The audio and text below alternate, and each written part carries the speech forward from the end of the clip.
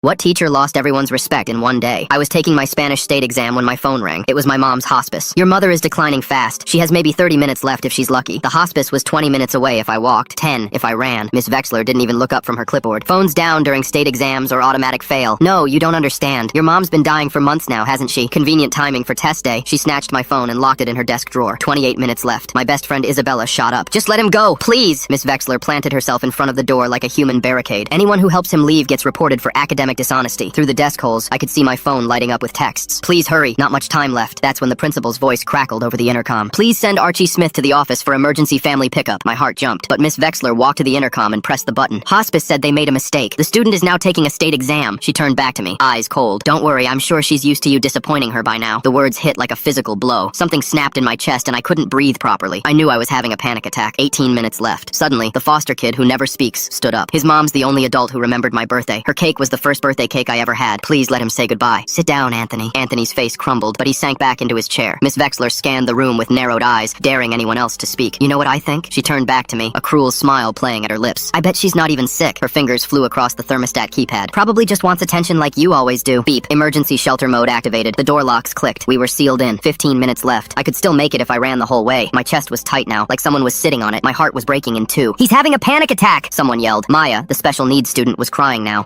Everyone laughed at my stutter. His mom taught me breathing exercises every day for free EE. Well, Miss Vexler was standing now. Maybe if Archie spent less time visiting her and more time studying, he wouldn't need to fake emergencies. My Apple Watch buzzed. Mom's heart monitor alert. Her vitals were dropping. 12 minutes. Maybe if I sprinted to see her. I was on my knees now, gasping. Please, she's dying. The classroom phone started ringing. Hello? Is this Archie Smith's high school? His mom is beep. Miss Vexler plugged out the phone mid-sentence. Amazing how the hospice knows exactly when we're taking state exams. Ellie, the quiet girl who was always covered in bruises, stood up shaking. She listened to me when no one else did. She saved my life. She wouldn't fake it. Please. Miss Vexler turned on me with pure venom. Well, this is the same mother who got me written up last month. Consider it karma. You're welcome. 8 minutes left. My legs gave out. I was crawling toward the door. That's when Ashley, perfect straight A Ashley, who'd never gotten a detention in her life, climbed on her desk. I have something to confess. Miss Vexler whipped around. Ashley, what are you? I cheated on every test. I stole the answer keys. I hacked your computer. What? Check your computer. It's all there. Miss Vexler abandoned the door, fumbling with her computer password. Ashley turned to me and grabbed my arm. Window, now. The whole class erupted. Desks banging. Kids shouting fake confessions. I grabbed a chair with shaking hands. Smash. Glass everywhere. I was through the window, cutting my hands, hitting the ground, running. 6 minutes. I ran like I'd never run before. My chest on fire. Heart shattering with every step. I burst through the hospice doors. Room 119. My mom looked so small in that bed. Her skin was paper thin, almost translucent. When I crashed through the door, completely out of breath with blood dripping from my hands,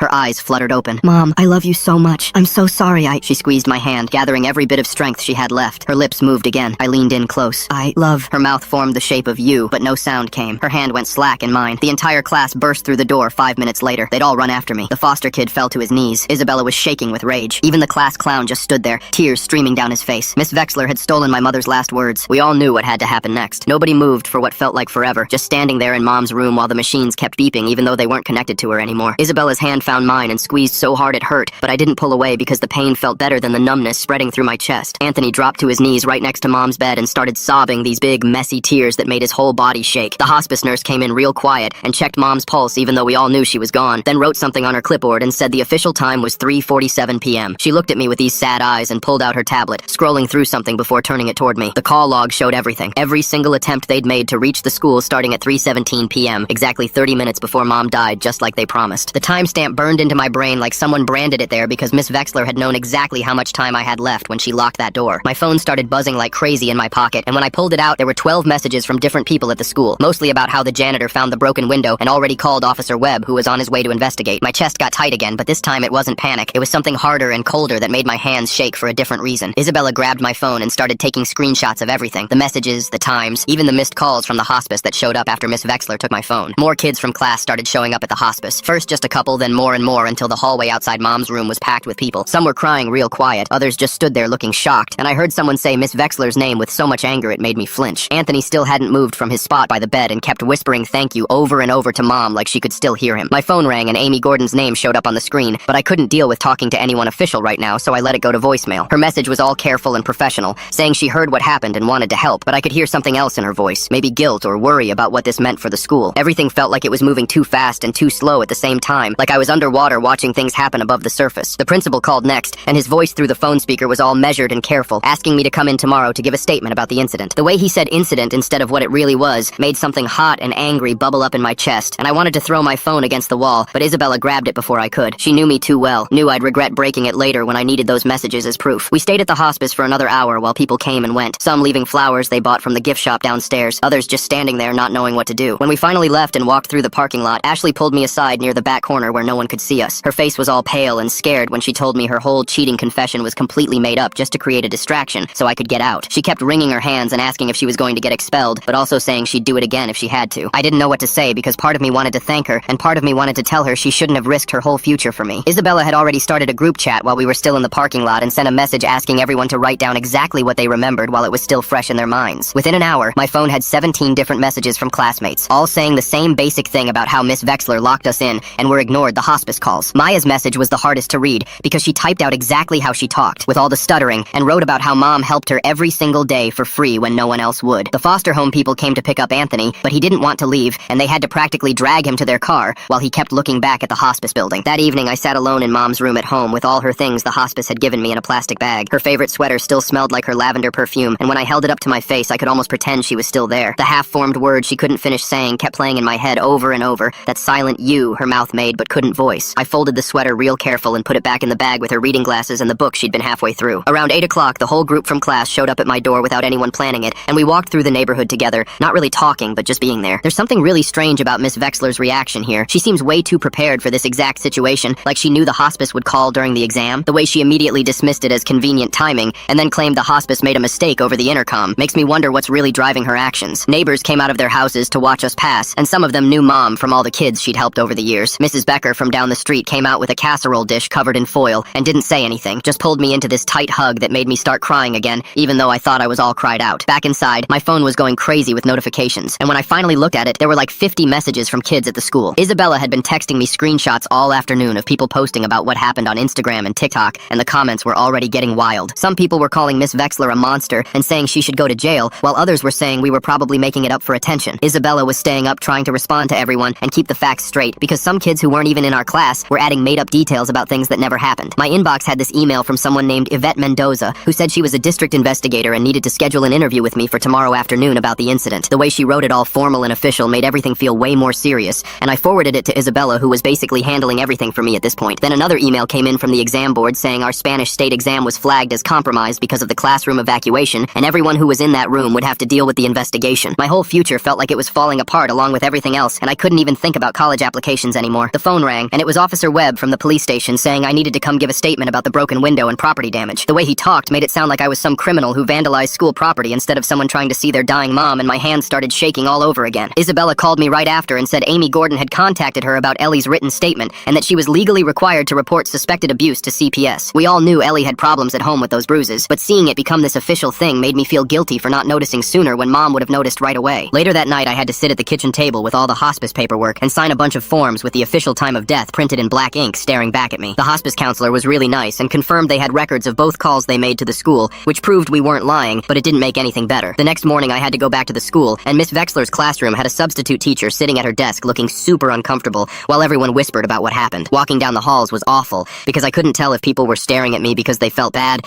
or because they just wanted to see the kid from the viral story. I kept my head down and tried to just get through each class without breaking down again. Amy Gordon pulled our whole group into her office during third period for what she called a grief check-in, and Anthony actually talked in full sentences for the first time I could remember. He told us how Mom was the only adult who ever made him feel like he mattered, and how she remembered things about him that even his foster parents forgot. We were all crying by the end, especially when Maya talked about how Mom helped her with her stutter every day after school for free. During fourth period, the principal held this big assembly where he talked about yesterday's incident and proper emergency procedures, but he never mentioned Mom dying or Miss Vexler locking us in. The way he made it sound all clean and official, like it was just some drill that went wrong, made me so mad I had to leave the auditorium before I did something stupid. At lunch, I went to the library and used their computer to file a formal complaint through the district's online portal with Isabella, helping me write everything down with all the exact times and details. Ashley came over and added her part about the fake confession she made to distract Miss Vexler, and took full responsibility for lying about cheating, even though she was just trying to help me. The librarian kept looking over at us because we were all crowded around one computer, but she didn't say anything when she saw we were crying. That afternoon, more kids started coming forward with their own stories about Miss Vexler and how she'd done cruel things to them over the years, but nobody had ever reported it before. One girl said Miss Vexler made her take a test the day after her dog died and told her animals don't have souls, so she shouldn't be upset. Another kid said she wouldn't let him call his dad when he was having an asthma attack because she thought he was faking. The stories kept coming, and Isabella was documenting everything in this big Google Google Doc she shared with Amy Gordon and the district investigator. My dad finally got home from his business trip that night, and when he saw all the missed calls and messages, he just broke down completely. He kept saying he should have been there, and how Mom would never forgive him for missing her last moments, but I told him it wasn't his fault because nobody expected it to happen so fast. We sat at the kitchen table going through all the emails and documents, and he got really quiet when he read the part about Miss Vexler saying Mom got her written up last month. He told me that Mom had reported Miss Vexler for making a special needs kid stand in the corner for an hour as punishment, and the principal had dismissed it as a misunderstanding. Now that made sense why Miss Vexler had been so cruel about everything, because she wanted revenge on our family. After school the next day, I was walking to my car when this woman with a press badge came up to me in the parking lot. She said her name was Zelda Vasquez, and she'd been looking into teachers who abused their power for months now. She showed me a folder full of articles she'd written about other cases and asked if I'd be willing to share my story. I told her I needed to think about it because everything was still too raw, and I didn't know if I was ready to go public yet. She gave me her card and said she'd wait for my call whenever I was ready. Walking back into school, I saw Ashley coming out of the principal's office, and she looked like she'd been crying. She told me they were threatening to put academic dishonesty on her permanent record, even though she admitted right away that her confession was fake. The principal said it didn't matter that she was trying to help me because she still disrupted a state exam and made false claims about hacking school computers. My stomach twisted knowing she was getting punished for trying to save me from missing my mom's last moments. That evening, I was sitting at home when my phone rang, and it was Leander Washington calling about Anthony. He said the school had contacted him about Anthony leaving during the exam, and now they were marking it as truancy on his record. He was trying to be supportive, but I could hear the worry in his voice about how this might affect Anthony's foster placement. Mom had worked so hard to keep Anthony in a stable home, and now that was at risk because he stood up for me. The next morning, a package arrived from the hospice with all their call logs and the nurses' notes from that day. Every single call they made to the school was documented with exact times and what they said each time. The notes showed how many times they tried to reach me and how urgent they said it was. I spent an hour making copies of everything while Isabella scanned it all to create digital backups on 3 different drives. Later that day, Officer Webb came to review the school security footage with me in the main office. We watched the footage from that morning, and you could see Miss Vexler typing on the shelter mode keypad right after the principal's announcement played over the intercom. The timestamp showed she activated it exactly 17 seconds after being told to send me to the office for emergency pickup. Even Webb looked uncomfortable watching it, and he kept shaking his head while taking notes. The next day at the school, I saw a woman in a suit walking Ellie to the counselor's office and found out later she was from CPS. Amy told me after lunch that they'd found evidence of serious problems at Ellie's home and were opening a full investigation. Mom had been right to worry about her all those times she noticed the bruises, and now I wished she was here to help Ellie through this. 2 days later, I got called to the district office for an interview with Yvette Mendoza from the school board. The interview felt more like being interrogated about the exam than about what Miss Vexler did to me. She kept asking if anyone had their phones out during the test and whether the exam papers were secure the whole time. She wanted to know if anyone could have taken pictures of the questions or shared answers while everything was happening. I realized sitting there that the district cared more about their test scores and exam security than they did about a kid missing his dying mother. When I pulled up my Apple Watch to show Mendoza the data from that morning, she finally paid attention. The watch had recorded every heart monitor alert from Mom's medical devices during those 30 minutes. You could see her heart rate dropping minute by minute while I was trapped in that classroom. Having to use my mom's dying heartbeat as evidence made me feel sick, but I showed her anyway. Mendoza took photos of the watch screen, but her face stayed blank like she was looking at a spreadsheet instead of proof of my mom's final moments. The next morning, Isabella had organized a sit-in outside Miss Vexler's empty classroom before first period. How did Isabella manage to organize all those students for a sit-in when everyone was already dealing with so much? The way she kept track of everything in Google Docs and helped file complaints while still planning protests shows such amazing organizational skills for a teenager. About 40 kids showed up and sat silently in the hallway with signs that said things like, "Let us say goodbye," and "Humanity over test scores." The vice principal came out and threatened everyone with suspension if they didn't move, but nobody got up. We all sat there until the first bell rang and then quietly went to our classes without saying a word. That afternoon, Bennett Mason from the Teachers Union released a statement to the local news defending Miss Vexler's right to due process. The statement warned against rushing to judgment and said teachers need to maintain exam security without being blamed for following protocol. Reading it made me understand that no matter what she did to me, she was going to have professional defenders protecting her. The system was designed to protect teachers like her, not students like me, and that made everything feel even more hopeless. That evening, I dragged myself to the school board meeting even though every part of me wanted to stay in bed. The meeting room was packed with parents and teachers, and I signed up for public comment with shaking hands. When they called my name, I walked to the podium and looked at 5 board members shuffling papers and checking their phones like they had better places to be. I started telling them what happened, and my voice cracked on every other word, but I kept going. I told them about the hospice call and the locked door, and Mom dying while I was trapped in that classroom. One board member was doodling on his notepad, and another kept looking at the clock on the wall. Halfway through my statement, the room started spinning, and my chest got so tight I couldn't breathe right. The panic attack hit me hard, and I gripped the podium to stay standing. That's when Amy Gordon stood up from the audience and walked right up to me. She started doing the breathing exercises Mom had taught Maya, and coached me through them while everyone watched. 4 counts in and 4 counts out, and slowly the room stopped spinning. I finished my statement with tears running down my face and my voice barely above a whisper. The board members thanked me for my time and moved to the next speaker like nothing had happened. The next morning, I woke up to my phone going crazy with notifications. Zelda Vasquez had published her article about what happened,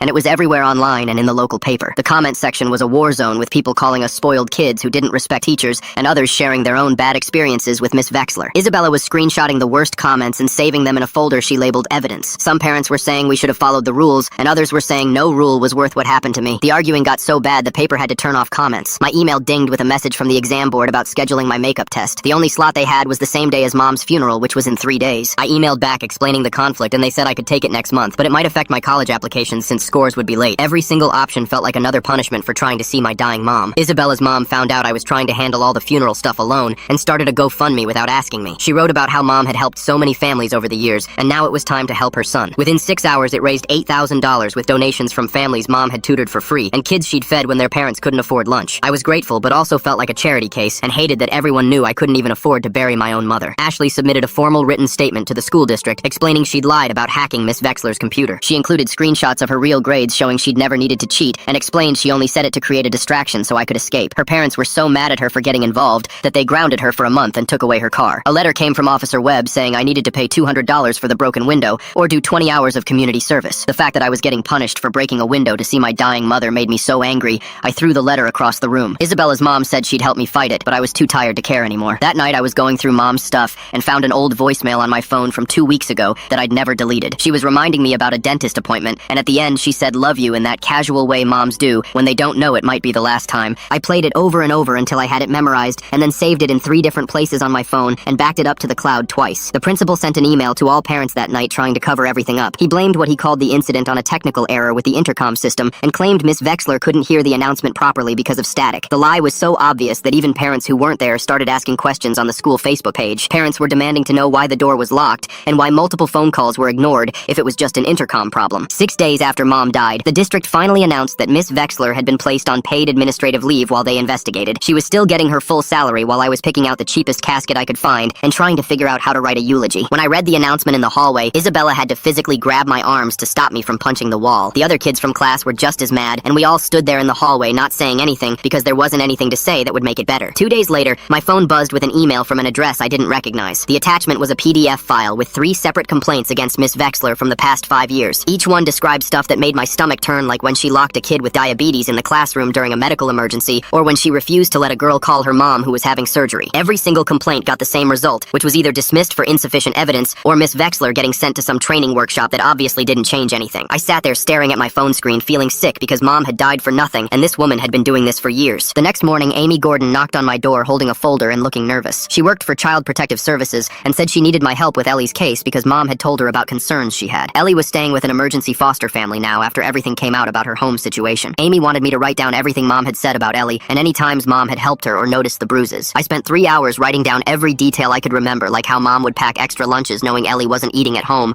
or how she taught Ellie breathing exercises when she had panic attacks. Writing it all down made me realize how much Mom had been doing behind the scenes for kids who needed help. That afternoon, our whole class met at the community center where this older lady who was a notary was waiting with a stack of legal forms. Everyone had to write their own affidavit about what happened that day in the classroom. Anthony sat in the corner writing page after page about Mom and how she was the only adult who ever remembered his birthday and made him feel like he mattered. His handwriting was all shaky because he kept crying and having to stop. Maya wrote about the speech therapy Mom did with her for free every day after school. Even kids I didn't know that well had stories about Mom helping them with homework or giving them rides home when their parents forgot to pick them up. The notary kept having to take breaks because she was getting emotional reading all these statements from teenagers about this one woman who had changed their lives. By the time we finished, there were 43 sworn statements about what Miss Vexler did and about who Mom really was. Meanwhile, Zelda Vasquez, who was this reporter that had been following the story, filed a Freedom of Information Act request for all the records from that day. She wanted the intercom logs to prove the principal really did call for me and the thermostat control records to show when shelter mode was activated. She explained that these requests usually took weeks or sometimes months, but sometimes they produced smoking guns that changed everything. I was learning real fast that justice moved way slower than grief. The billing department at the hospice called me in for a meeting about Mom's final expenses, and I walked into this tiny office filled with papers and numbers that made my head spin. The total was more than I'd ever seen in my life, and I just sat there realizing I was 18 years old and had no idea how to handle any of this. The counselor saw me starting to panic and helped me fill out applications for hardship programs and payment plans. She showed me how to submit claims to Mom's insurance, which barely covered anything, and walked me through setting up a payment plan for the rest. I left that office feeling like I was drowning in adult stuff I wasn't ready for, while Miss Vexler was probably at home watching TV. The next day, Leander Washington, who was one of the foster parents Mom worked with, brought Anthony over to my place. We spent the whole afternoon going through this box of photos Mom had kept of all the birthday cakes she made for foster kids over the years. Anthony found the picture of his cake from last year, which was this elaborate superhero theme with his name spelled out in frosting. Miss Vexler getting paid leave while this kid picks out cheap caskets? Something tells me the district knew about those past complaints all along, but kept them buried until this became too public to ignore. He held that photo like it was made of gold and kept saying it was the first birthday cake anyone ever made just for him. him. Leander told us Mom had made cakes for 37 different foster kids over the past 10 years and never charged a single family. We all sat there crying, and it felt okay to cry together about someone who had loved us that much. Then Ashley's parents showed up at the school with some expensive lawyer demanding to meet with the administration. They were threatening to sue the school district for putting their daughter in a position where she felt she had to lie and create a distraction just so I could see my dying mom. The principal actually called me that afternoon asking if I could talk to Ashley's parents and convince them not to sue like I had any control over what they did. I hung up on him without saying anything, because what was there to say to someone who thought I could fix his mess? A week into the investigation, the district suddenly expanded it to include the principal's response to the hospice call. Yvette Mendoza seemed frustrated when she told me the case kept growing and getting more complicated. She kept talking about protocols and procedures while I just wanted to scream that my mom was dead and nothing they did would bring her back. These small victories everyone kept mentioning didn't feel like victories when I went home to an empty house every night. Isabella got fed up with Mendoza's attitude and confronted her right outside the district office with her phone recording. She asked point blank why they cared more about test protocol violations than the actual harm that was caused. Mendoza tried to dodge the question at first, but Isabella kept pushing until Mendoza admitted they were mainly concerned about the state exam irregularities and whether proper procedures were followed. That night, we posted the recording online, and within hours it had thousands of views and comments from people calling out the district for missing the point entirely. The next morning, someone slipped an envelope under my door with no return address. Inside was a copy of the technical manual for the exact model of thermostat in our classroom. The pages about emergency shelter mode were highlighted, showing it required a specific 5-digit override code to activate, which proved Miss Vexler had deliberately locked us in instead of it being some accident like she was claiming. The evidence kept piling up, but nothing seemed to change, and Miss Vexler was still getting paid while I was trying to figure out how to pay for a funeral. 2 days later, a thick envelope from the school district showed up, and inside were the FOIA documents Zelda had requested weeks ago. But something was wrong, because right where the principal's announcement should have been, there were just blank pages with timestamps missing from exactly 10:47 to 10:52 a.m. Zelda came over that night and spread all the papers across my kitchen table, pointing at the gaps with her pen, and explaining how this kind of selective deletion never happens by accident, and someone had to deliberately remove those specific minutes from the official record. She photocopied everything and added it to the growing folder of evidence we were building, even though it felt like collecting proof of a crime nobody wanted to prosecute. The pre-hearing conference happened 2 weeks after Mom died, and they packed us into this small conference room at the district office, where some lawyer in a gray suit announced that student testimony would be limited to direct observations, only with no emotional impact statements allowed. Isabella's mom started arguing immediately, saying they were trying to erase the human cost of what happened, but the lawyer just kept repeating the same phrase about maintaining professional standards and avoiding prejudicial testimony. Anthony sat there with his fists clenched while Maya's parents took notes, and Ashley's lawyer whispered something to her dad, who looked ready to explode. They handed out these forms we had to sign agreeing to the testimony restrictions, and I watched everyone reluctantly put pen to paper, knowing we had no choice if we wanted to be heard at all. 3 days after that meeting, Amy called to tell me Ellie had been moved to a temporary shelter facility after her foster placement fell through, and she said it was actually safer than where she'd been before, but the way her voice caught on the word safer told me everything. I went to visit Ellie at the shelter and found her in this sterile common room with plastic furniture and cameras in every corner, and she looked smaller somehow, like the system was slowly erasing her. She told me Mom would have been devastated to see another kid falling through the cracks, and I couldn't argue because Mom spent years trying to help kids like Ellie find stability. The community service paperwork arrived the next morning requiring my signature to confirm 20 hours of unpaid work at the school for the window I broke saving my mother's life. Officer Webb showed up at my door to witness the signing, and at least he had the decency to look ashamed when I wrote my name on the line agreeing to give free labor to the place that killed my mom. He mumbled something about just following protocol, but we both knew this was the system protecting itself by making me the criminal instead of them. Mom's funeral was 4 days later in the small chapel she'd always liked, and even though we couldn't afford much, the entire class showed up, filling every pew and standing along the walls. Anthony had written this poem about birthday cakes and second chances that he read in a shaking voice, while Maya managed to sing Mom's favorite hymn, despite her stutter getting worse with every verse. Even kids who barely knew her came to pay respects, and I recognized faces from the hallway who'd never spoken to me, but somehow knew what Mom meant to our school. Miss Vexler didn't show her face, which was good, because Isabella looked ready to fight anyone who dared defend what happened that day. The exam board letter came a week after the funeral, granting me a partial waiver that let me graduate without the Spanish exam, but marking it as incomplete on my permanent transcript. They made it sound like mercy, but really it meant some colleges would automatically reject my application because of that incomplete mark following me forever. Another dream Mom wouldn't see come true because one teacher decided her power trip mattered more than a dying woman's last moments with her son. The district hearing finally happened 3 weeks after Mom died in this big conference room with wood paneling and a long table where 5 board members sat like judges. They presented their evidence first with printed logs and policy manuals and PowerPoint slides about proper emergency procedures,